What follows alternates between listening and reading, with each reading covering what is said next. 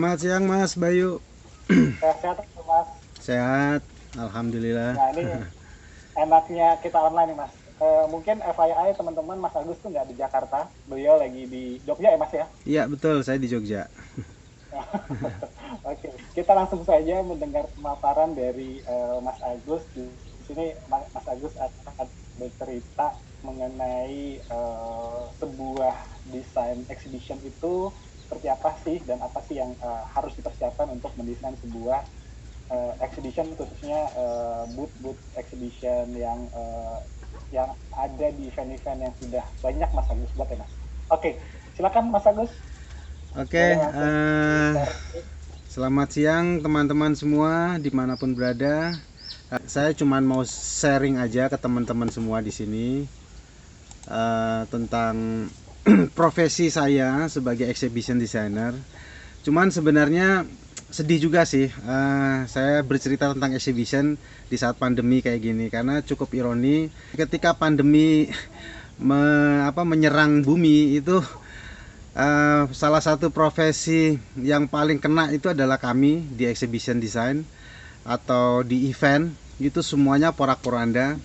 Karena apa? Ya karena exhibition itu kan mengumpulkan orang banyak, menghadirkan orang, berkumpul, bertemu. Jadi otomatis hari itu juga waktu di Depok terdeteksi satu orang kena COVID, semua event kacau. Semua event pameran apa saja itu waktu itu di Jakarta semuanya berhenti, ditunda-tunda sampai akhirnya sampai hari ini. Project saya selama 1 tahun kemarin saya bikin stage untuk di PON itu aja ya.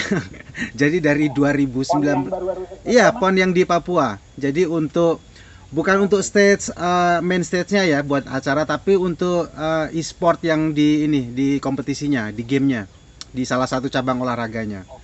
Itu aja. Jadi ini sebagai prolog saya, jadi sebenarnya cukup miris ya exhibition design. Cuman untungnya karena exhibition design ini adalah sub dari desain interior atau mungkin dari arsitektur, jadi saya bisa survive di interior lagi. Jadi saya sebenarnya interior designer yang hijrah ke exhibition, sekarang saya balik lagi ke interior. Karena project interior selama pandemi masih ketolong ya, masih ada lah gitu. Jadi yang saya mau angkat adalah tentang kreatif itu adalah kunci. Jadi ada 3 subtema yang mau saya tampilkan di sini ya. Pertama exhibition design itu sendiri, kemudian instalasi art, sama desain kreatif berkelanjutan. Nah, 3 ini berhubungan bagi saya terutama karena ini semacam urutan ya dari masa lampau sampai saat ini gitu. Jadi exhibition design itu apa sih? Mungkin beberapa di sini teman-teman sudah banyak yang tahu atau mungkin praktisi ya kan, sudah ngerti juga exhibition itu apa. Jadi exhibition itu sebenarnya tidak jauh beda dengan interior design atau arsitektur. Pada prinsipnya sama, ya mendesain juga, membuat konstruksi juga. Yang membedakan sebenarnya exhibition dengan interior atau dengan arsitektur itu yang saya garis bawahi di sini, tidak permanen. Jadi proses desainnya, membentuk gagasannya semuanya sama dari awal, dari A sampai Z itu sama semua. Cuman yang kita bangun, yang kita rancang itu sebuah bangunan yang tidak permanen. Nah, akhirnya konsekuensi dari tidak permanen ini banyak sekali gitu. Tidak bisa berlama-lama. Karena kita dikejar event, dikejar waktu. Jadi buat saya kalau di exhibition design itu, kalau di teman-teman yang masih kuliah ini kayak TA tiap hari saya, tugas akhir tiap hari. Beberapa project yang pernah saya kerjakan, kebetulan juga saya ada bikin buku saya waktu itu tahun 2013 tentang karya desain pameran Indonesia. Ini saya ambil dari beberapa buku saya. Pertama di exhibition itu yang paling signifikan itu adalah bermain bentuk. Exhibition itu bermain dengan bentuk. Kalau di sekolah, di kampus, mungkin teman-teman pernah mengenal yang namanya mata kuliah nirmana ya. Nirmana bentuk 3 dimensi.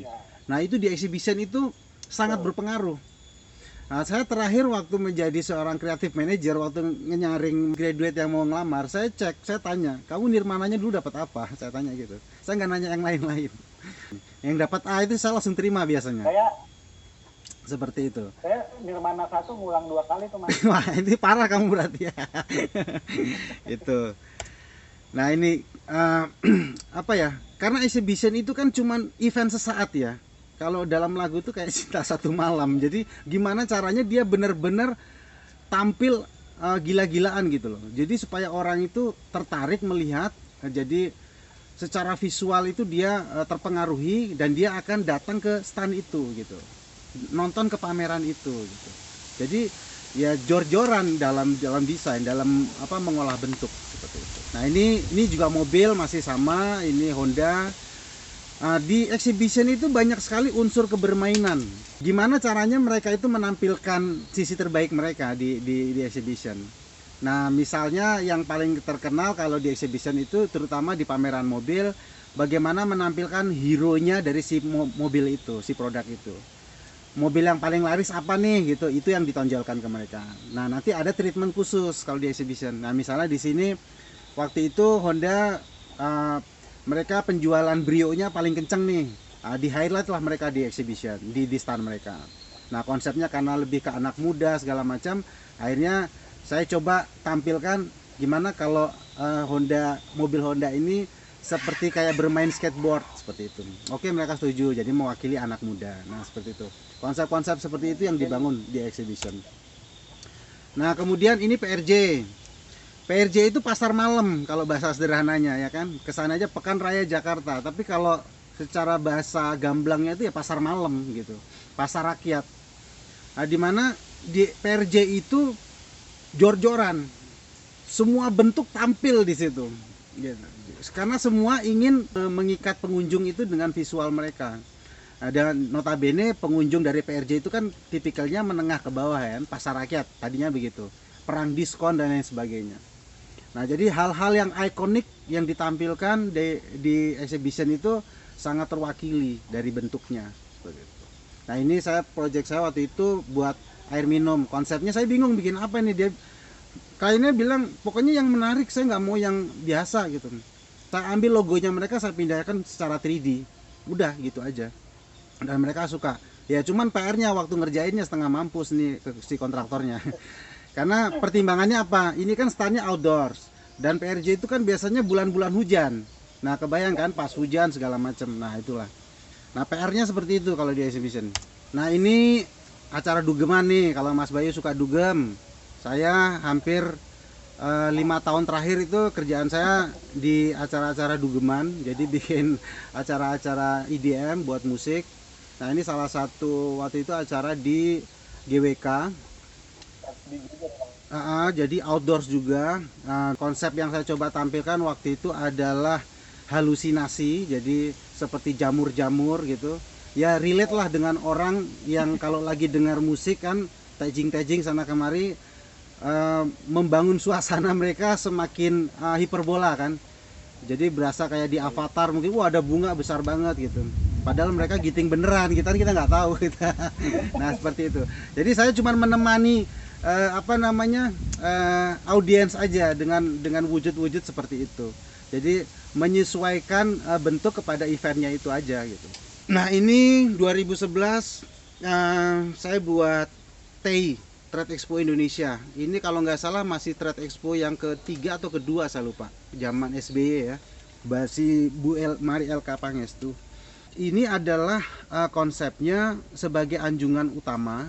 Jadi pintu masuknya ke pameran sebenarnya. Konteksnya hampir mirip dengan instalasi art. Jadi sebelum masuk ke stand-stand yang selanjutnya, stand-stand produk yang ada tenan-tenannya itu. Jadi semua pengunjung lewat sini dulu dan mereka akan dilihatkan oleh konten-konten tentang produk-produk yang ada di Indonesia saat ini seperti itu.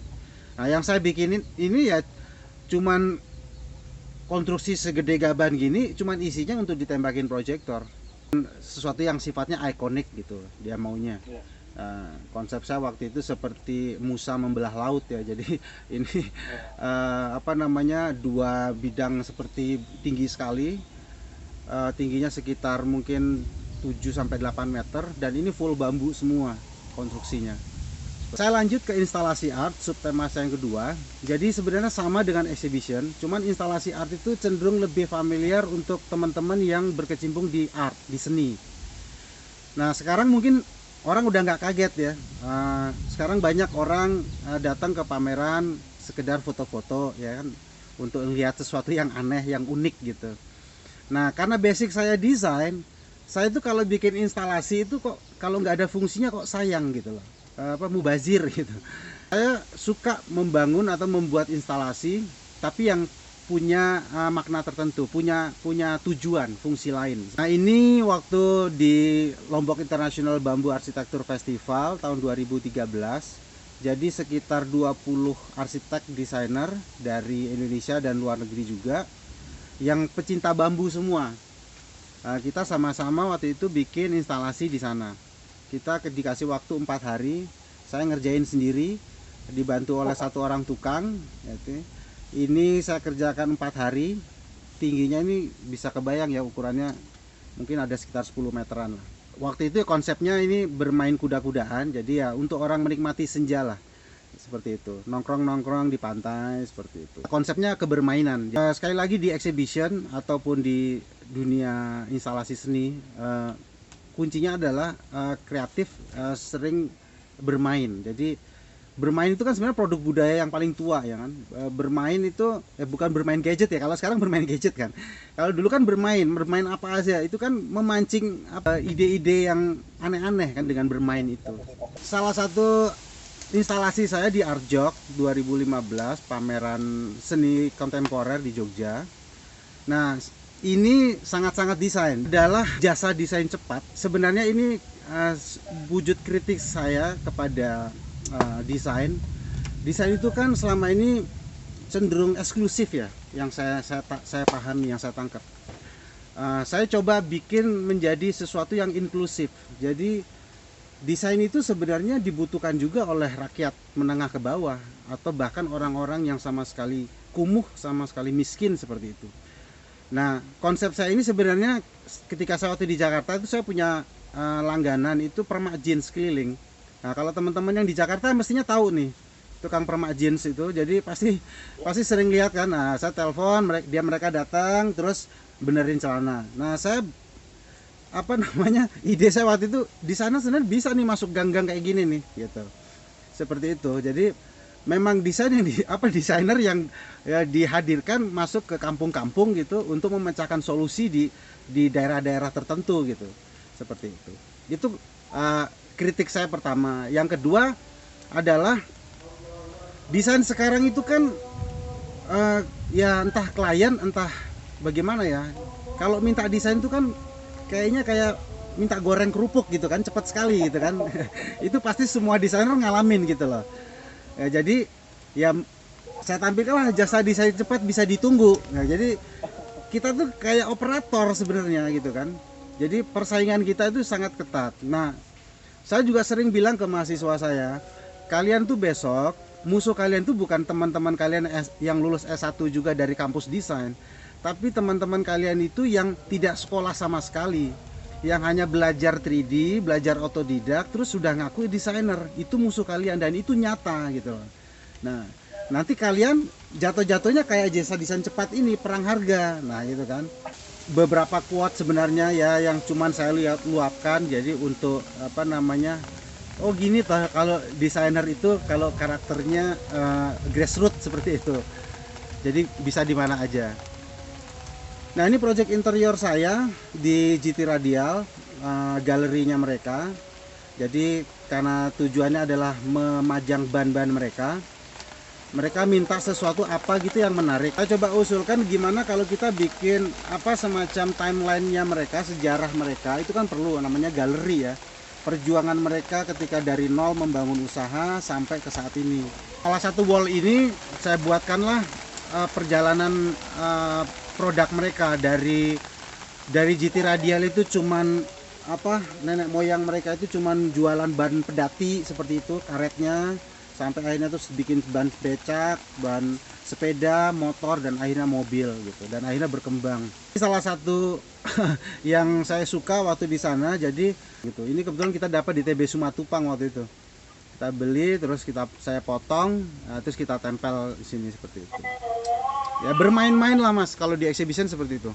Saya di exhibition itu di Jakarta dari sejak saya sebelum lulus sekolah, Mas. Jadi akhirnya saya memutuskan untuk pulang ke desa, mengabdi ke desa saya, menjadi